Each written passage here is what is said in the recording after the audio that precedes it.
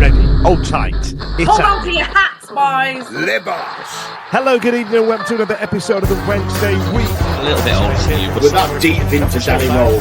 Please don't clip that. Been truly horrific having this season away from home. I want goals! It was nice to have football back, wasn't it? How poor do we have to be before it's happening? How much blood from this stone does he have to get? For Wednesday Week! Once again, it's a rough Dan Fudge saying hello, good evening, and welcome to another episode of the Wednesday Week. We've played twice this week. We've got a cup game to get through, and we've got my hangover to sift through. And apparently a game happened in that London on Saturday that I don't remember much of. So you're going to have to bear with me, kids. It's all downhill from here. We've got highs, we've got lows. Two lows, actually. Good gag, Dan Fudge. I'll write that down. Charlie, how was your weekend? All right? Oh, yeah, it was fine. It was just great. It was really lovely. At least football's back on a Saturday again, so we can all get hammered and go to work the next day. So that's nice. Don't know much about that. What about you, Ash? How was your weekend? Low key, high key? It was all right, mate. Yeah, it was good, apart from the football ruining it. But yeah, it was good other than that.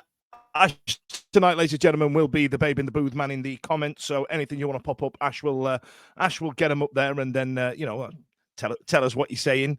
We're going to start with the Grimsby game, but Simon, how was your weekend? All right? yeah, apart from an hour and a half on a Saturday afternoon, 3 o'clock kickoff, back to those. Yeah, other than that, fine. Fantastic, thank you. Sounds top banana. Now, again, it was a long one on Saturday. There was no need to get that drunk. And once again, I forgot how old I was. And I'm not 20 anymore, it turns out, lads. And hangovers are a good 2-3 days now. I even bought some of those little plunk fizzy tablets to try and make yourself feel better. And all that did was make my wee look and smell like sugar puffs. Don't act, look, it's been a long day. Can you expand on that one, Daniel, please? Well, He's the Madonna of the podcast, drinking his own urine. Everybody knows that Barocca does that to you. Urine. Come on, who's in? Oh. It's going well. It's a friend of yours. We are so like I tweeted the other day. We're so professional, isn't it? Eh? Oh God! You got to love a professional podcast that is basically. I'll come round to that later on because actually, I know you were there. There was a game happened on Tuesday night. Sheffield Wednesday progressed to the next round of the League Cup, and then they made us wait what seemed like 6 hours for the draw the following day. But let's get back to the football.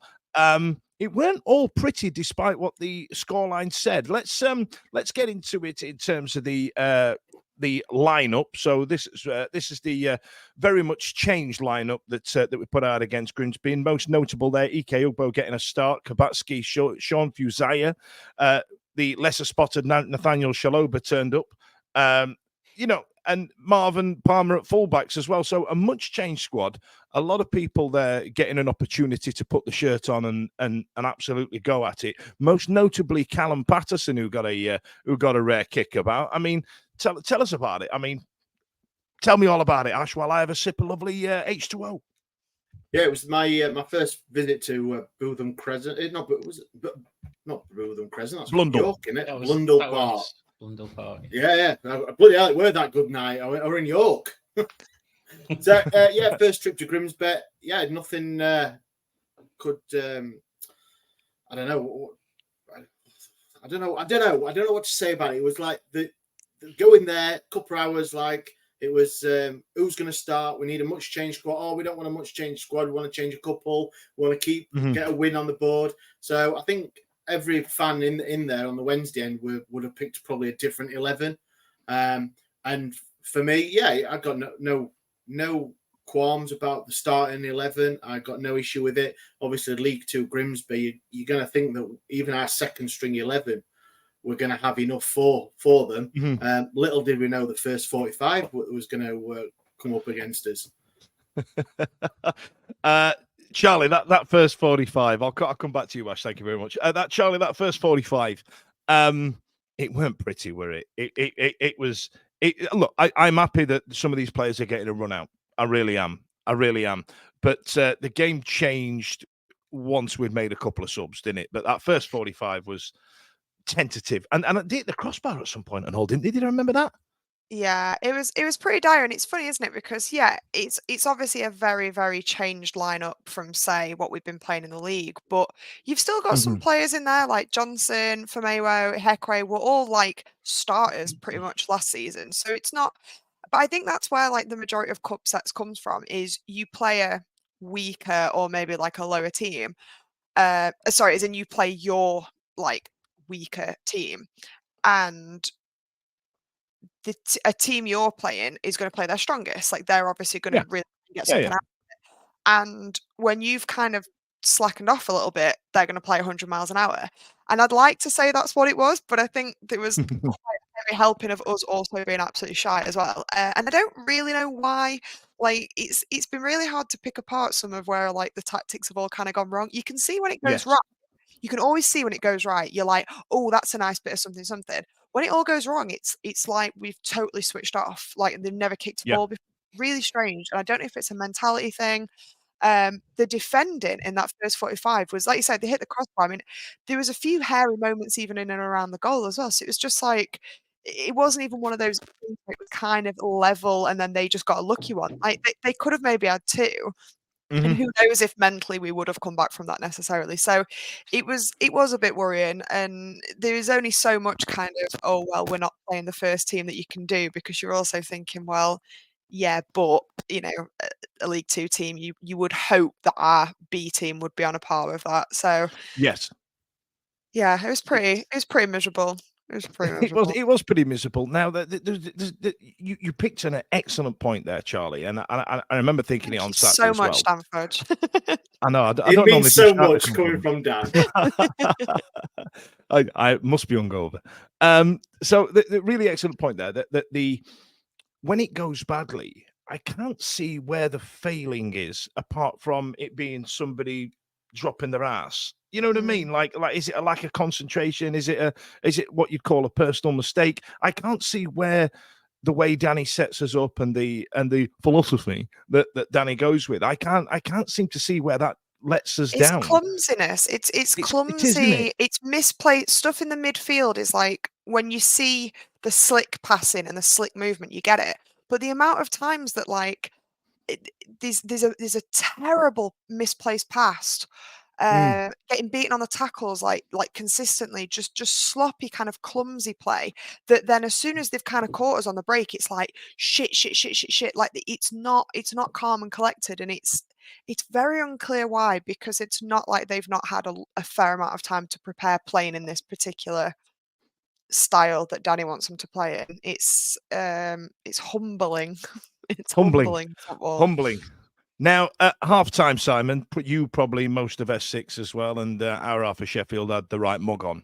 And at half-time, we saw Jamal Lowe come on and Paul Valentin, and immediately there was a change of pace, wasn't there? Immediately something was different. We had a different edge about us. Now, what I like about Jamal Lowe is the way he, and I'm going to use an oldie-worldy phrase here, he harries. You know what I mean? You know, they harry on the last defender and hustle. I think they call it Gen press now. But they defending from the front and all the rest of it. But that pressing that they do on the defenders, Jamal gets a certain amount of luck with it, and makes his own look, as it were. But it was night and day, wasn't it, between those two halves of football? It reminded me of that meme, is it, where he goes, some days it is shit, sometimes it is good.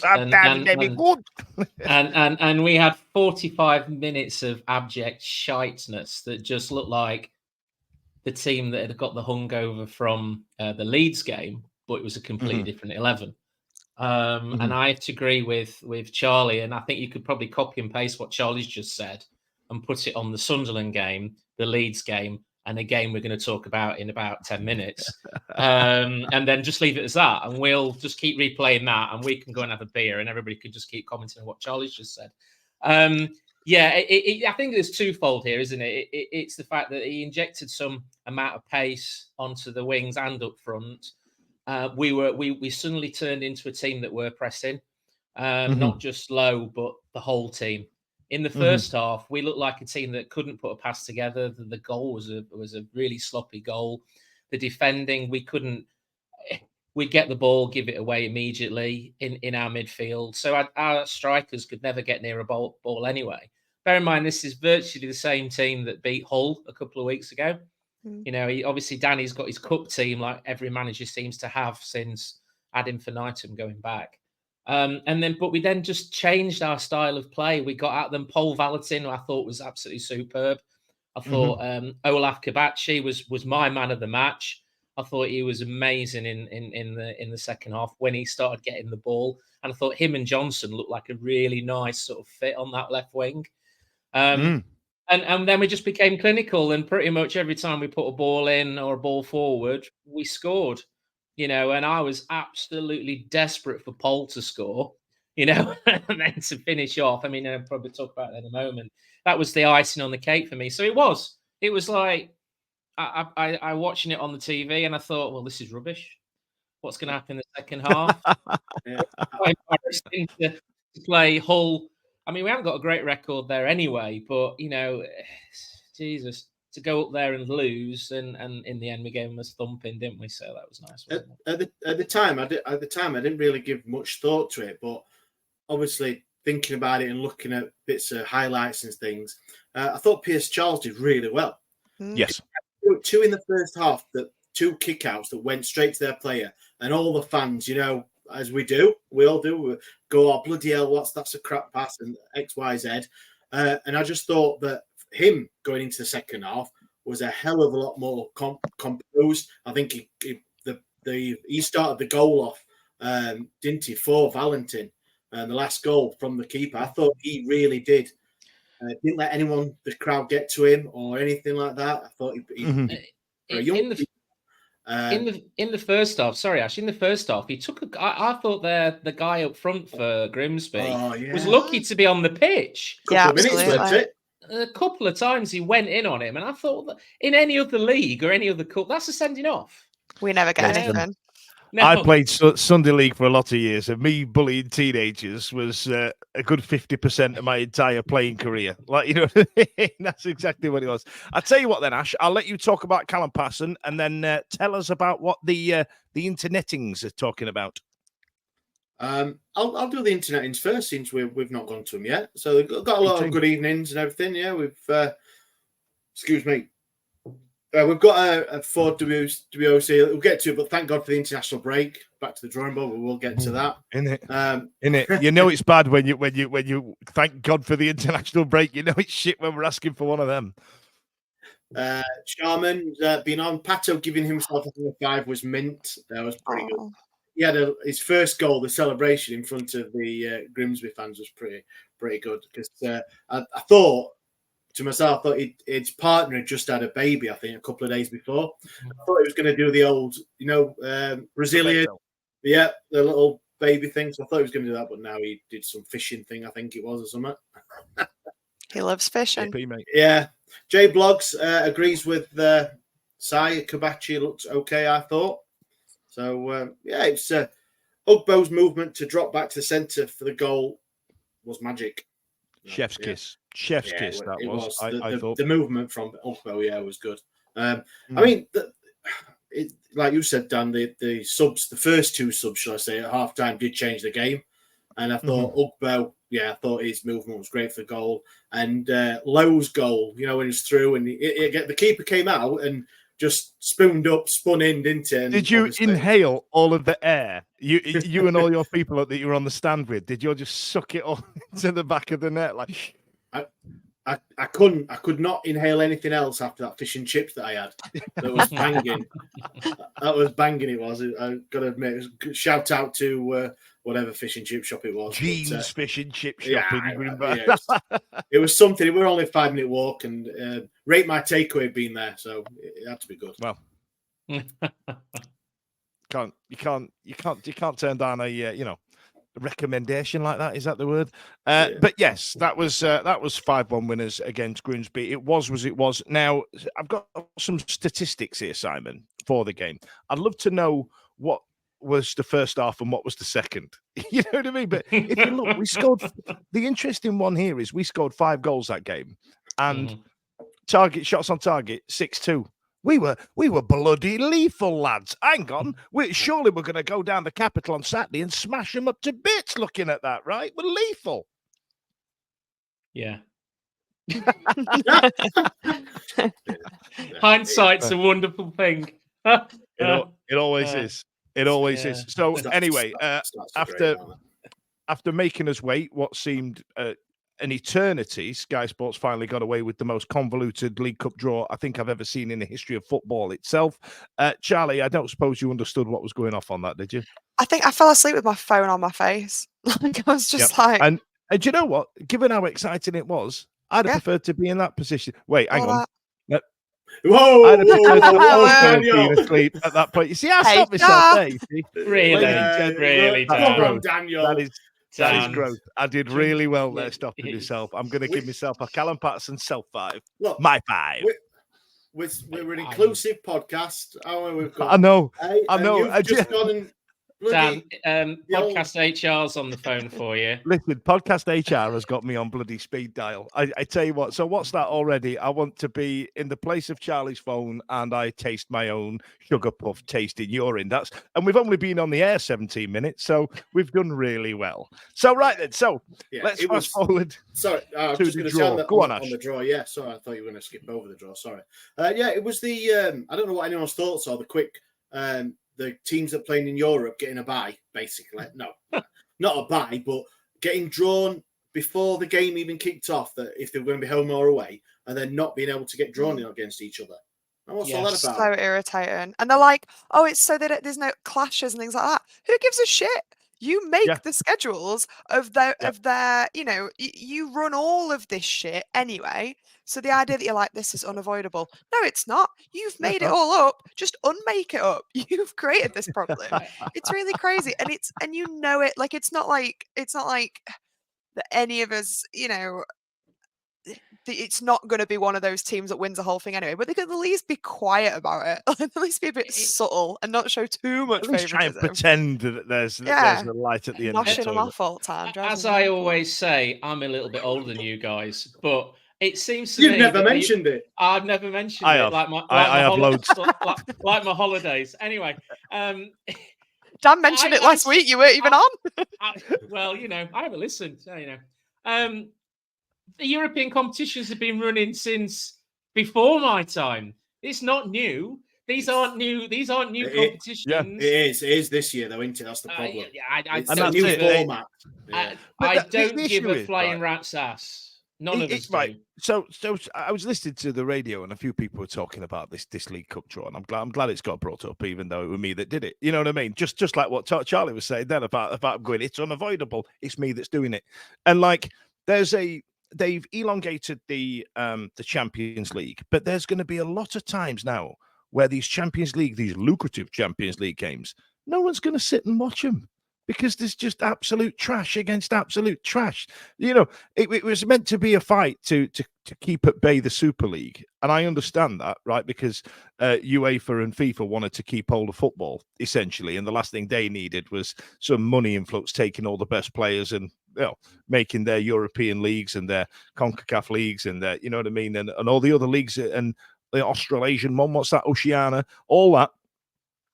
They wanted to keep hold of them and not lose out to essentially the rich Saudis. And so they brought in this big convoluted, how the hell did Chelsea, Spurs, Man U, Arsenal, all those people agree to go in that league and somehow we're playing Blackpool? Like, how has that happened? How has that come about? It's absolutely mental. Just do the Super League. Just leave. Just do the Super League. Go. We'll all have a lovely time without you. Just crack on, Trev. Because I tell you what, when you're playing Shakhtar Donetsk for the 14th time in a season, I hope you have a lovely time. We've got Blackpool in the cup because of you lot, and I hope you're happy, and I hope you spend the money on some modicum and decorum because you've got the, what is it, Chaz? You've got the innate lovability of a reversing dump truck. Is that the meme? Did I say the meme right? Yeah, you got. I think I had something. Well done, Dan.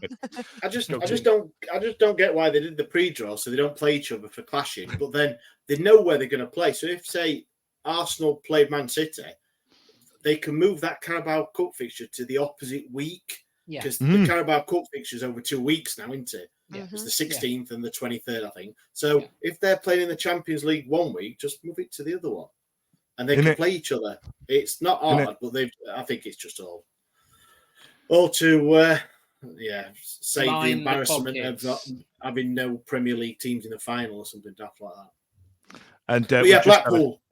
Just had a comment there from Matt Strickland at the bottom there, Ash, and it is the Ashley Fletcher derby. A bit of Jordan Rhodes thrown in there as well, and some Rich O'Donnell. So we're bound to get his arse handed to us. So that's nice, isn't he? Right, let's get into it. So we've scored some goals. We've scored some goals midweek. We look really convincing. The tails are up. We're looking great. You know what I mean? We're thinking, right, now the first team lads, they're going to get in. They're the ones that turned it round. When Windass and Bannon came on against Grimsby, they were looking sharp as shit. We're going to absolutely bat it. Now, I love a game against Millwall. Reason being is, one, it's down the road. And two, it's one of those teams just like us in this league where you could win 4-0, you can lose 4-0. You just play from week to week and it's mint. There's a big chunk of those like championship mid-table teams where you could all just absolutely batter each other, and it don't matter. We'll just go on to the next week and hope we beat somebody shit. You know what I mean? And I kind of like Millwall for that. However, I wasn't prepared for. Well, I weren't prepared for this hangover as a result of it, but I wasn't prepared for the way that it panned out in that game. Let's go to the lineup here. So this is one of our strongest 11s, right in here, Chaz. So Ugbo up front on his Jones, and then you've got Jamal. I don't know if that was the formation, but it says Jamal was playing out on the left. Masaba behind EK, and then Jedi. Shea Charles, new signing Shea Charles, Barry Bannon, Mike Slow, Deschamps Bernard, Michael Heckway, Jan Valery, and James Beadle. Right, so not a bad lineup there. No. Again, two-man midfield, but you think we've got our new signing in there in Shea running alongside Barry Bannon. You thought, well, Svanti's not really landed since the Plymouth game, has he? So let's try something else. Here's a Premier League player that's amassed a certain amount of Premier League appearances and cash. Didn't really happen, did it? No, and it's funny because there's not much I'd have changed, going into the game. There's not much I'd have necessarily changed about that. Like when I saw the lineup, I saw the bench, I thought, that probably is our strongest starting. And I think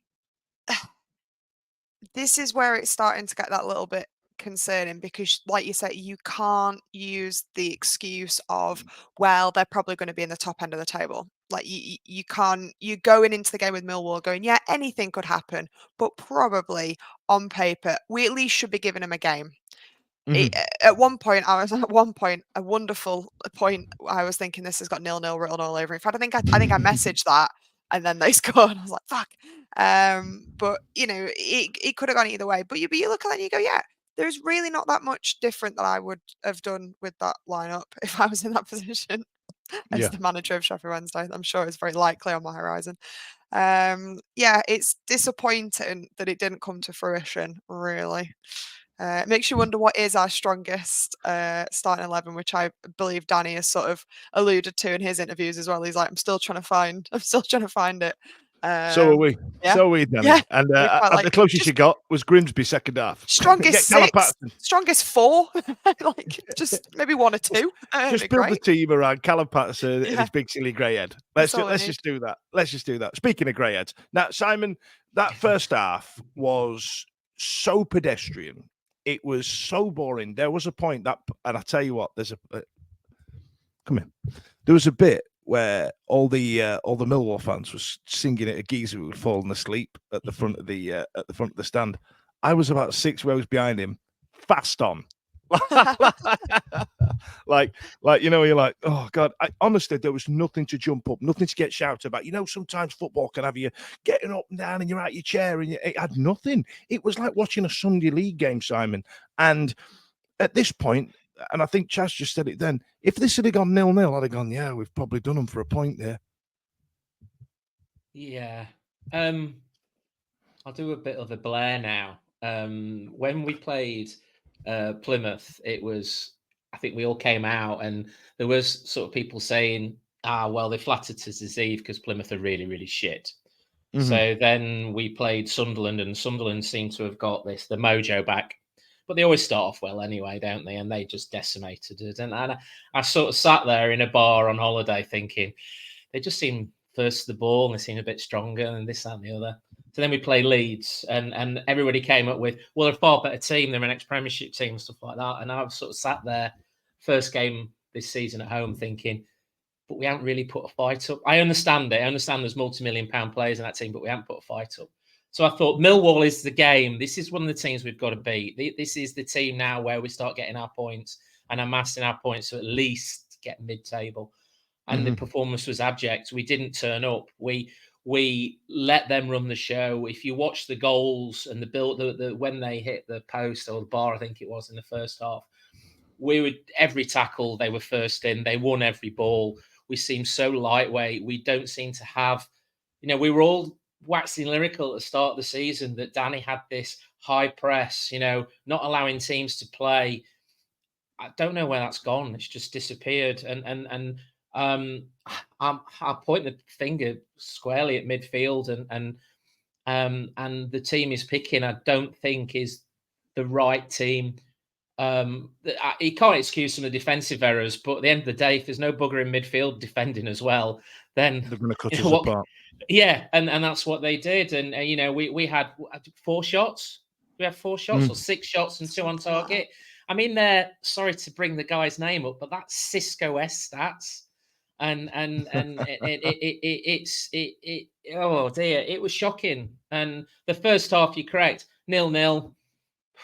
You'd think. I genuinely thought, right? You know what I mean? I thought we cannot now concede straight after half time again. We can't do it. We can't do it. It's happened too many times. We just can't. We can't. Surely it can't happen again. All he needs to do is, like I said, like I keep saying every week on this show, still 0-0, lads. That's all he needed to do at half time, and then we kept it together for like 10, 15 minutes, and the floodgates just opened up. I was going to come to you for some comments, Ash, but I feel like a Leeds fan has interjected in our comments, and now everybody's just having a tear with the Leeds fella. Yeah. No. So, that's how good the football is. No one's interested in hearing us concede 3 goals against Millwall. But is there anything you'd like to add? Yeah, we don't want no comments in there, being horrible to anyone or anything, please. Yeah, keep it sensible. We'll be the idiots, So let's I don't know. So I think it was always please forgive me. I don't know. Is it Shay? It is Shay. I'm assuming Shay Charles. Yes. How you pronounce his name? Shay Charles. I think he was always going to come in. I agree with Si. I don't like that midfield. I know we had a couple of defensive mishaps, should I say, against Millwall, but I have been a lot more confident over this playing out from the back, not go it forward and all this. And I've seen, like, with Beadle and the defence, I've been happy with that.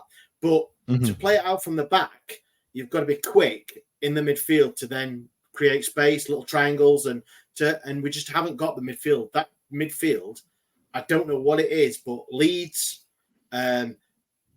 Grimsby to effect in the first half, and then again against Millwall, that centre pairing, whoever it has been, has just not worked. And I don't know why or what it is. You can't say that it's the captain who gets slaughtered, but I don't know. It's Ingleson. He was amazing against Plymouth, but he's been wanting. And Shay Charles, I thought he did all right coming in. But for the playing out from the back, it's got to be quicker, and you've got to have people in midfield. And at the minute, for whatever reason, that's just not happening. So we're not messing about with it at the back. We are playing it out. We are getting it out. But it just seems that from midfield to the front or the wide place people, it's just not happening for whatever reason. And it's one of the things that is, I think, it's going to bite us, because I think Iofa's injured. That's why I didn't play. Yeah. It's going to be Wait and Deshaun Bernard. I know Bernard can bring it out a little bit, but I know Inekwe can't, can he? So it's going to be interesting. I'm just worried about that centre midfield. And if he goes to a 3, then obviously you're losing someone up front. Oh, I'm glad I'm not a manager. I just think we were talking at the Leeds game, myself and my friend, about Windass is a bit of a luxury play when your back's against the wall. He's the sort of player that you need on the front foot when you're attacking, you're on top of a game. I'm starting to get the same vibes about Masaba and Gassama as well. That if you're in a fight with a team like Millwall, where they're very strong and they're very at you and down your throats, they sort of shrink away then. And I think I think it was their first goal, tracking back didn't happen and left very much Lowe and Valerie on their own. I mean, I agree with you, Simon, but Max Lowe didn't know. He just completely left his attacker next to him, and he had like 3 yards on him by the time he put that in. I mean, all right, Ihekwe came in to shield it, but by the time the ball had hit that striker, Max Lowe had left him. Yeah. He was stood there on holiday. He'd have met you there around the pool, got himself a daiquiri. It's basics, in it. I think that's the concerning thing. Is it like I think Roll's got to look at making some changes, because the three losses in a row has you panicking, and especially after last season, we know how quickly things can just. 1 minute you're playing to keep yourself in it, the next minute you're playing to keep yourself in the league. Like, and I don't think any of us want that kind of, oh my God, this is relentless sort of feeling. But it would also be a shame to lose a lot of the work that's clearly gone on behind the scenes. There's clearly there's this whole game plan. I like it when we play the high press stuff. I think the bits that go well, but when we get found out, they have our pants down. And I think something's got to change, and it's got to be seen to be changed.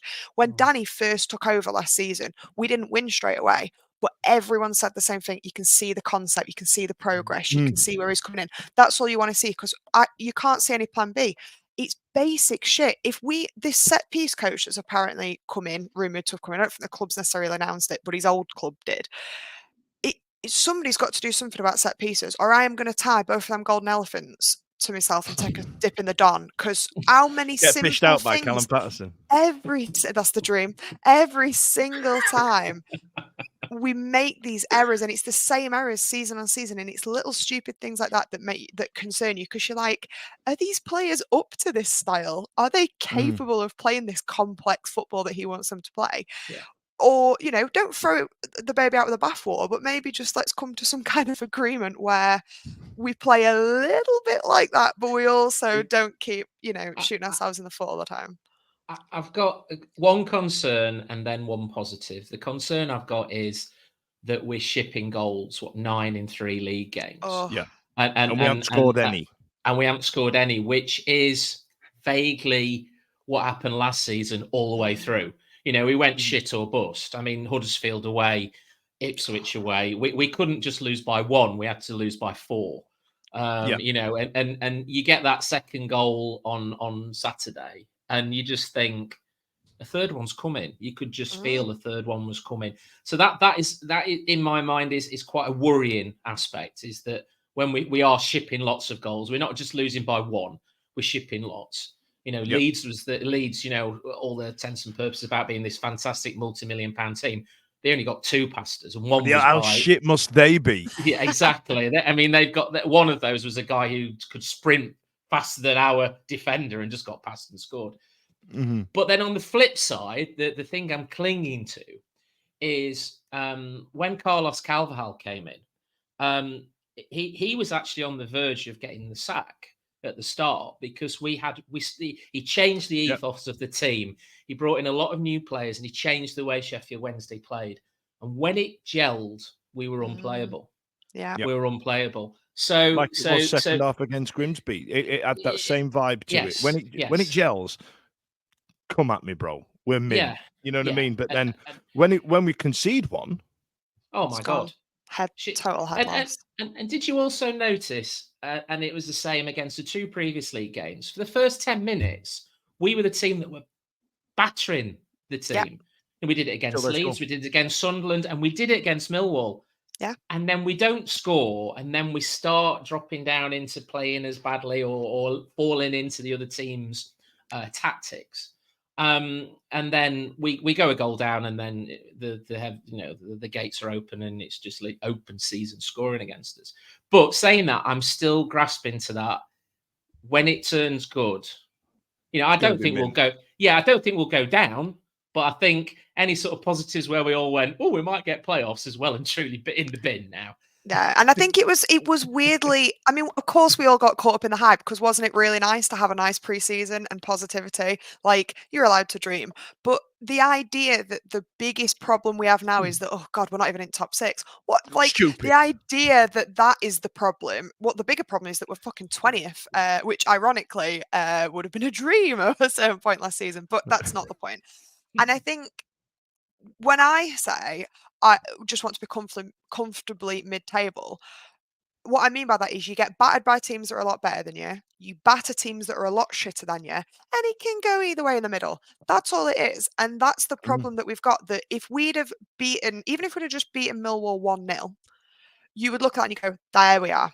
Yes, Away win. Leeds and Sunderland. You go, yeah, because they're better than us. But Millwall Yep. probably aren't, or shouldn't be. Maybe shouldn't be on paper. So we win, or we battle and we get a point. It's a shitty away game, whatever.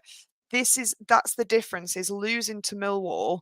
It's not even just about it being the 3 in a row. It's like, oh, so where are we then? Because where Yeah. are they? So Where where do are we we? sit?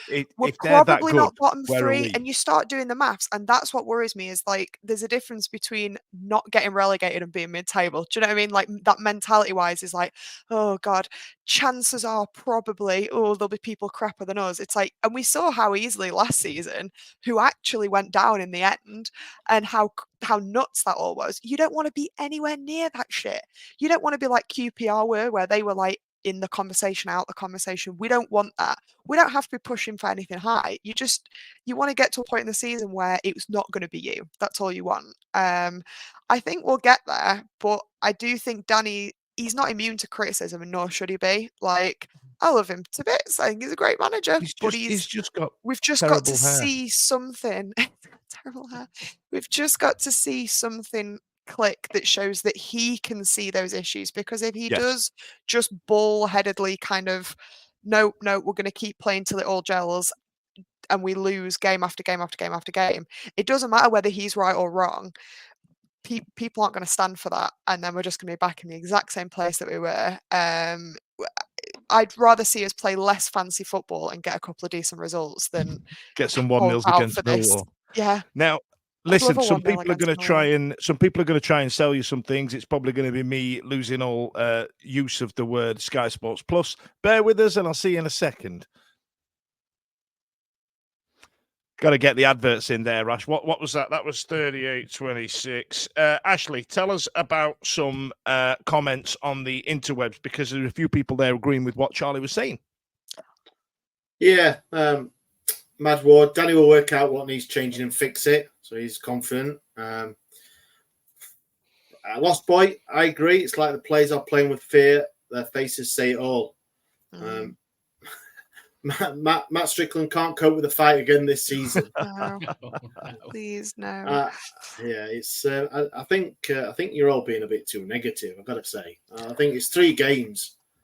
I think you're. I think your heads have gone. I think we should. I think if we're gonna be a safe mid-table position, we're gonna lose some games and we're gonna win some games. I agree with you, Charlie. We are. It's things. So hell?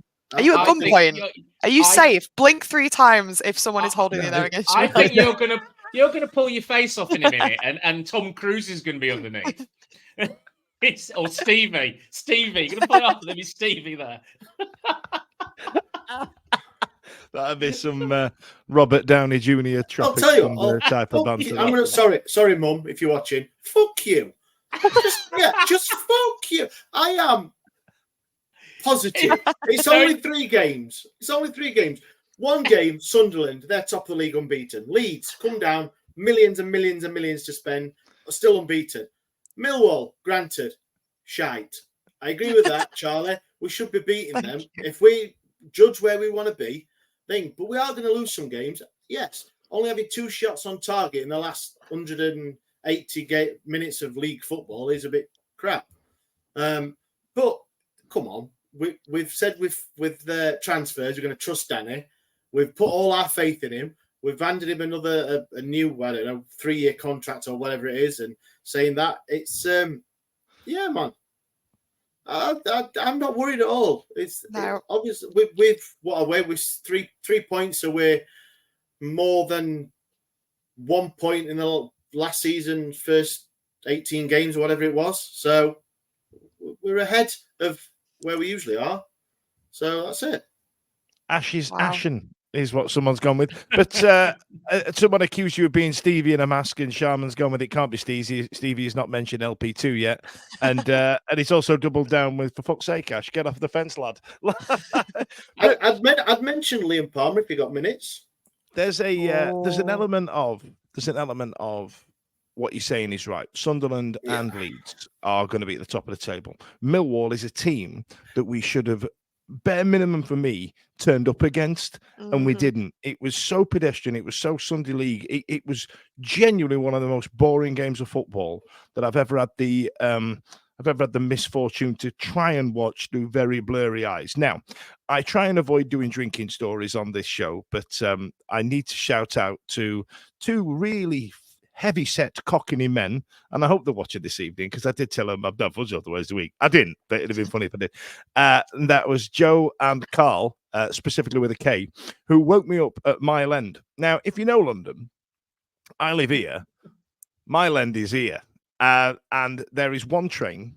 It's literally 2 stops on the tube, London Bridge to Westminster. That's all I had to do, then turn left. I got on there, had a bag of jalapeno crisps. You know, they're massive ones you get from corner shops in London. You know, they've always got the crazy flavors in London, like the ones that you're like, Christ, these are the best crisps I've ever had. You never see them anywhere else apart from in the corner shops in London. I had one of them. And they were like a never-ending bag of crisps. They were the best bag of crisps I've ever had. And I'd like to thank Joe and Carl, who a couple of West Ham fans, who decided that they were going to wait until they woke me up, until I was nearly Upton next to Mile End. So thanks, lads, for waking me up. Nearly didn't get the last tube home because I can't take me ale anymore. And there was no reason to drink that much rum. I think I'm now part pirate. So that's nice, isn't it? So before I move on, Ash, is there any final comments on the Millwall game for the interwebs to tell us all about? Yeah, Warren Kinley. I think Danny's had enough, and there will be changes next game. He was despondent after Millwall. Sorry, what's his name? Warren Kinley. That's I said that wrong. Oh God, Dan, no. No. I'll send you a text message. Move on, Ash, quick. I didn't catch Danny's comments after the game, but I think he did say that something about the players were playing as individuals, not as a team, and so he's got a bit of work to go into. I'll double down with you, Simon. You're a miserable old sod like I am. Ash has got his positive pants on tonight.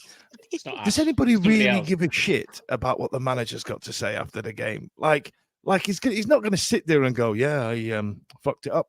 Like, you know what I mean? Like I would. We didn't win the battles, and we were losing a couple of players. Just win the next game, Danny. I don't give a bollocks, and sort your shitty year 8 disco haircut out. You one flame shirt away from looking like you were DJing it.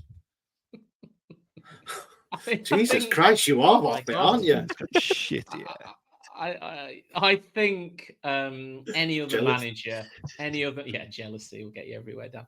I think any other manager, I would be very much down the road of just shut up and win the next game. But Danny has always spoken with reason and the ability to be able to read a game. And I think this is particularly the Millwall game is where he can't read the game because nobody turned up. You know, if we delve into our WhatsApp, Ash likes to put up on the socials, as you know, I like talking about the socials. Ash likes to put up on the socials, got you there, man of the match on Saturday evening or Sunday morning. And none of us could actually name a single player as man of the match. Not one of us. Yeah. And I think the only person who did was Holly. And I think Holly had gone to Wales to watch the Pet Shop Boys or something. She voted for the Pet Shop Boys. They were my man of the match. She voted for Neil Tennant. You know, it's like that's my winner. Steve absolutely blatantly refuses to watch the game because if he doesn't watch the game of the highlights, at least it never happened. Yeah. And I like the rest, you had to go to the other end of London to try and get over it. Yep. And there are other, and me and Charlie are obviously me and Charlie, and Ash is being impersonated by somebody else. So this is how far. So when the manager goes, I'm a little bit short of how to explain what's happened here, I can understand, because nobody can. Basically, nobody can. Nobody can. Nobody knows. Nobody knows. But to give you a bit of insight, ladies and gents, so in the listening area, Ash decided we're going to do something this year and do a man of the match poll, and I'm going to stitch him up a little bit here. But there was a point just after the game where he went, right, who do we pick for man of the match? We try and shortlist it to 3 people, and then have a 4th option of write as a comment. And God, we struggled, didn't we? We didn't know. We genuinely didn't know who to shortlist for the top 3 suggestions for man of the match. However, Ash has got some serious thoughts on this poll, and I'm going to give him the floor for about 30 seconds in which he could try and explain the rules of what the poll is and what we're trying to achieve, because I can't have him texting me ranting about it again. It's stressing me out. I'm a direct guy now. I'm in my 40s. Things get said. I'm just going to put them out there. So I'm going to give Ash the moment now. Ash, the floor is yours. Tell us about the 4th option in the man of the match poll. So obviously, everyone sees the game differently. We put the first 3 choices out in our WhatsApp, so someone will say something, and Stevie will just put Liam Palmer for every game, and then there's a 4th option, so you can comment and put your thoughts on. Now, on the last couple, we've had like other option 4 have 20%, 15%, but with no comments. So someone's voted number 4, but then not put like, I don't know, Bannon or Valentin or whoever in the comments. So even though other might win with 50%, we can't give it to other on 50% because we've got no names. So if anyone follows us on socials, all the socials, then if you Facebook, on Twitter, Twitter. They're all on the bottom of the screen if you're struggling. Yeah, if you're struggling, just like and share, follow and share, like. Click like, so follow. just see next game.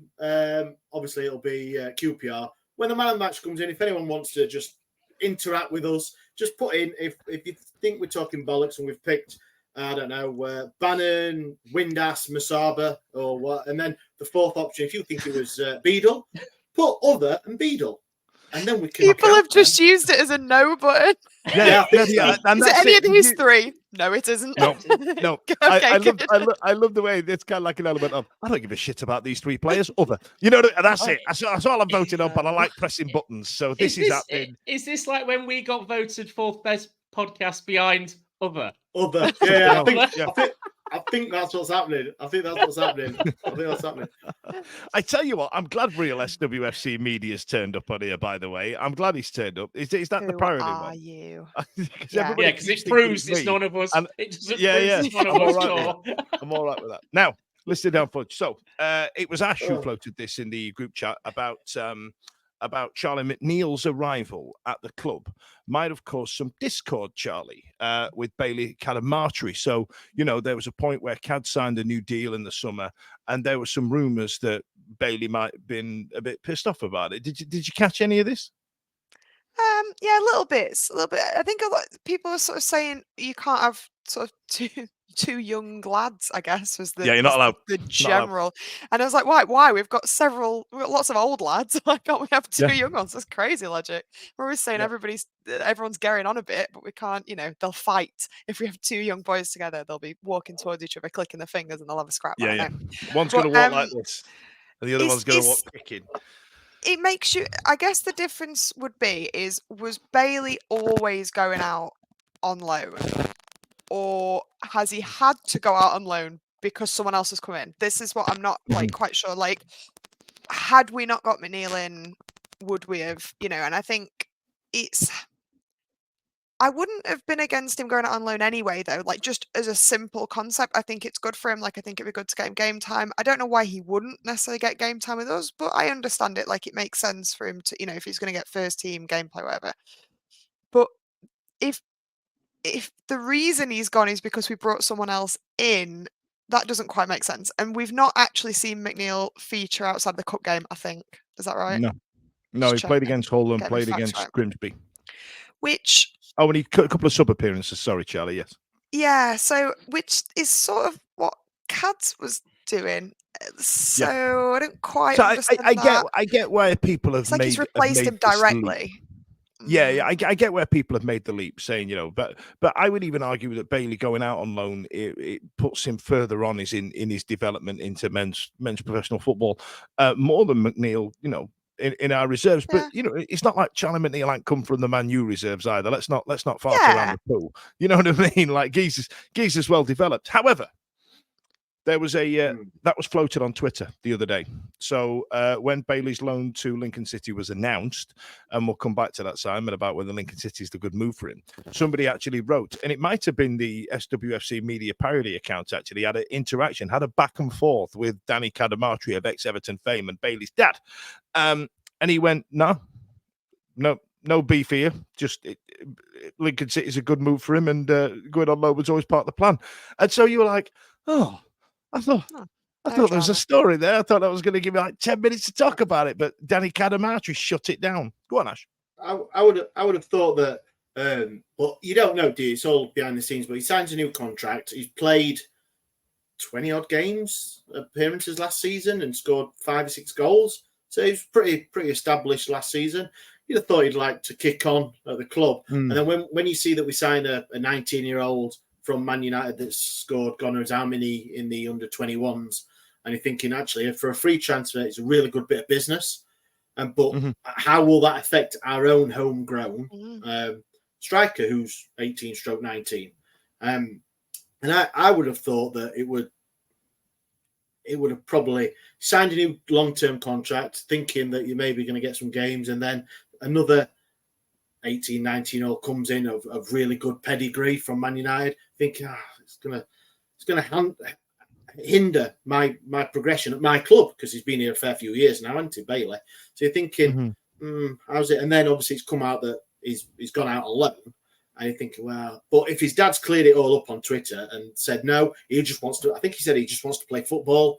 Yeah, he can't wait. He wants to score goals. He's there. So if he's going to get the chance at Lincoln, then fantastic to him. If he said yes, I would. If Lincoln have said we're going to guarantee you playing 90% of the games or whatever the thing is, and you're going to be scoring, and he just wants to play rather than be a bit part player at Sheffield Wednesday. It's still 18. You're thinking fair play to him for backing himself.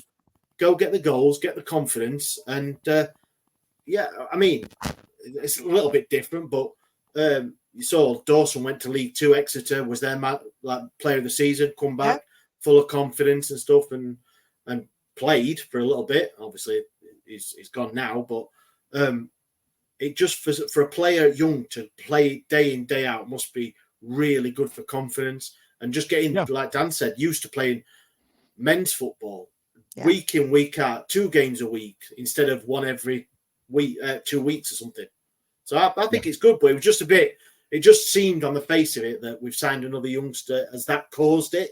But if it makes you wonder whether it was we've replaced him because we knew he was going to go, whether it's something that they've talked about and already agreed it was better for his development to go. Therefore, it felt like the need to bring someone else in to fill that role, because otherwise it seems strange to take the experienced younger player out to replace him with a stranger. I was going to say that makes it sound weird. I'm glad Danny's cleared that up. I'm glad Danny Cadamartri's cleared that up, because I mean, Sharman's put a great comment in there saying both lads will be our future together. Why try and create beef? And it's just it's an easy leap to make, isn't it? To go, well, that kid's just come in, so he's left with mug on. And let's be honest as well, Charlie McNeil and Bailey Cadamartri are not the same type of striker. You know what I mean? To me, that's like Windass and Ugbo type of thing, but you know what I mean. We'll see where he. There you are. It wasn't him that made it up. He sees it all. But thank you for asking about it. Thank you for talking to Danny Cadamartri about it, whoever you are. And it's not me. Hands free, look, and you all thought it was. That's brilliant. It was brilliant when someone said, "Just Dan Fudge." Like you've got the time for one, isn't it? And two, you're not that funny. I'm not that funny. think you've got to look at with Cads is the fact that this is his next step in his career progression. So if he'd stayed at Wednesday, he'd been a bit part player, like McNeil, Simon, I think is going to be. I had a special question for you for this. I had a go special on. question for you. Is he better than Lincoln City? I feel that there are some clubs in that league that are bigger that he could have gone to. And I know everybody were all supposed to say, no respect to Lincoln City. I couldn't give two bollocks about Lincoln City. But there are some big clubs in League One. And I feel he should have gone to one of them. I feel like the option to go to a Lincoln City, you know, to me, they're still that team that were playing Eastleigh a couple of years ago. And all of a sudden, because of the Cowleys, just went tearing up and they're punching above the weight a little bit. It's like Brighton and Brentford being in the Premier League. I don't want shitty little clubs like that. Get the Wednesdays in. If I get United in and all while we're at it, let's have Leeds in there and all. What are we on about? I think Lincoln is a good fit for him. It's travelling distance from home. I think they have a really good setup with the university in Lincoln, which is a sporting university. I think he's not doing his degree at the same time, Si. Mate, it's all about coaching. It's all about development. It's all about the XG. It's all They've got a about lovely cathedral. Yeah, they have a really nice. They've got a nice Find the Weatherspoons. Got a nice Weatherspoons that looks only an hour away market. from Skegness. Only an hour. Christmas market. Only an hour away from Buckland's family. Bit of a trek up there, up to the Christmas market though, because of the cobbles. You know, knees are getting on a bit now. They have beaten us on several occasions when we played them when we were in League One. I think it's a decent fit. The guy's going out to play more football. He would only have played less first team football at Wednesday. Yeah. You know, and the thing is, if he'd gone to one of the bigger teams in League One, would he have got the game time? Because they've probably got strikers on the book who they're trying to get up and out of that league into the Championship. So we've also got a bigger picture in regards to the Cadamatris in the fact that he has a younger brother who's absolutely tearing it up in under 18s and under 21s. And every rumour I hear is he's actually the better player. So it's just like Serena and Venus when Venus jumped in the scene and all of a sudden Serena's turned up and we're like, who's this? She's better. She's keep having kids, shouldn't they? The Cadamatris keep having kids. We've got squads. Like a bloody money factory. So you know, and he's tearing it up. I think he's playing under 18s, is he now? And I think he's only 16. So he's something like that. 14. Like 14. Wow. He's 14. He's playing under 16s or something. He's playing under 18s. He's playing under 18s. Yeah. Yeah. So and as I say, what I hear is that he is actually the better of the two brothers. So I think there's a bigger picture to keeping people happy and stuff like that. And look, it's a Liam Palmer moment, isn't it? Liam went off to Tranmere, came back the player he is. Became a stalwart. Dizzying heights, indeed. It came back and, he's clearly our best player, if you trust a couple of the podcasters. Now, Charlie, thank you very much, Shabs. It wouldn't be right if we didn't put this comment up from German Al saying Charlie is so right with everything. So this is what I've been saying. Get that on some tat. I want that on a hat. We'll put it on a dog bandana for you. Thank you. We'll put it on a baby grow saying up the shaggy in Wendy's. If you are available for that, at the end of our sale is this evening. So if you have a look at our link tree, have a look at our shop, there's some utter shit there for you to buy. Money goes towards our community fund and it's absolute banter. Can confirm Charlie does own one of the dog bandanas. And Simon, for my dog, I think we should make that yeah. Simon's got one of those hoodies. What was it? I can't remember. It was absolutely bang. It looked great on you. The grey one. It's taking a while. The frayed edges. With the frayed it edges. matches nice. My hair. It's like my hair and the rest of me. It's grey with frayed edges. Yeah. Again, we're going to put that on some tat with size face and a thumbs up. So listen, Hillsborough turns 125 in the next few weeks. So I believe there's going to be a celebration of that. Is it today? Is the actual anniversary today? Yeah. So 125 years old to the old lady itself. 25 years ago, we had coins and celebratory season tickets, if I remember rightly, because I was still I was still living up north by then. So I remember it being a whole thing. Let's see what the club's got in store for it. Let's hope it's better than the shitty shirts that we rolled out for the 150th anniversary, because they were absolute trash. But listen, happy birthday to Hillsborough, 125 years old. Coming up in the Cup on what's been put on Sky Television or Sky Sports media outlets as the 17th of September, subject to change, is when we're going to play. Blackpool in the League Cup in the next round. Ashley, are you looking forward to getting a fish and chips at the other side of the country? I am indeed, mate. Yeah, looking forward to it. Can't wait. Blackpool's a ground I haven't been to before, so another one I'm going to tick off. I like this EFL. It's good. This you get to go to all these. We spent 10 minutes slagging it off. Does it still have the temporary stand? Because they built three sides, and I think they finished it, didn't they? Have they finished it? Because I remember going a few seasons ago, and a couple of fans actually bouncing that much they fell through the stand. That's right. Yeah. Right there. Brilliant. And then we went to Flares and the same happened. We all fell through the mezzanine. So listen, it's now time for that part of the evening where I say to you, does anybody have any other business? However, I'm going to go first this time because if I don't, Stevie will tell me off. And we are launching once again. The deadline date is the 11th, Ashley, I believe, the day before the start. We want to get your payments in. We're going to raise some money for the charity. Ashley, can you tell me the maths and tell me who won what?